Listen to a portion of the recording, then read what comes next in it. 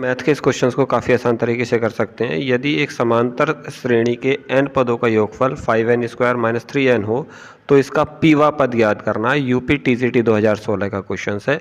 यहाँ पर हमें Sn दे रखा है। Sn कितना दे रखा है? 5n² minus 3n। अब यहाँ से अगर हमें S1 निकालना है यानी कि पहले टर्म्स का योग निकालना है तो n की वैल्यू हमें कितनी रखनी पड़ेगी? 1।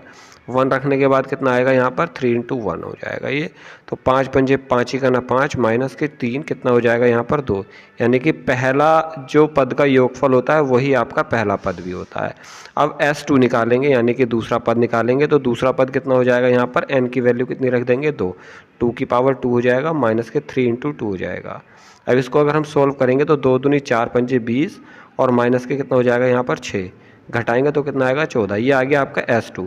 लेकिन अगर आपको दूसरा पद निकालना है, ठीक है, अगर आपको दूसरा पद चाहिए होगा तो दूसरे S2 में से पहले S1 को हम माइनस कर देंगे, यानी कि 14 में से हमें 2 को माइनस करना पड़ेगा।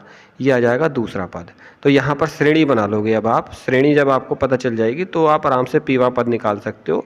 यानी कि पहला पद 2 हो जाएगा, दूसरा पद 12 हो जाएगा। इन दोनों के बीच में 10-10 का गैप है। फिर कितना हो जाएगा यहाँ पर? 24 हो 10-10 का गैप होगा तो कितना हो जाएगा यहाँ पर? 22 हो जाएगा।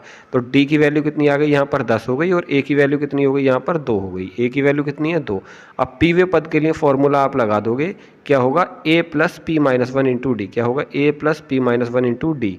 अब a की वैल्यू है यहाँ पर 2 प्लस p और माइनस 1 और d की वैल्यू कितनी है आपके पास? 10। अब इसकी सॉल्यूशन कर लेंगे। 2 प्लस 10p माइनस 10 हो जाएगा। अब इसको सोल्व करोगे तो कितना आएगा? 10p minus 8। कितना आ जाएगा? 10p minus 8। तो इसका जो सही आंसर होगा वो आप ऑप्शन मैच करा लोगे। कौन सा है आपका? 10p minus 8। इसका वी वाला ऑप्शन बिल्कुल करेक्ट होगा।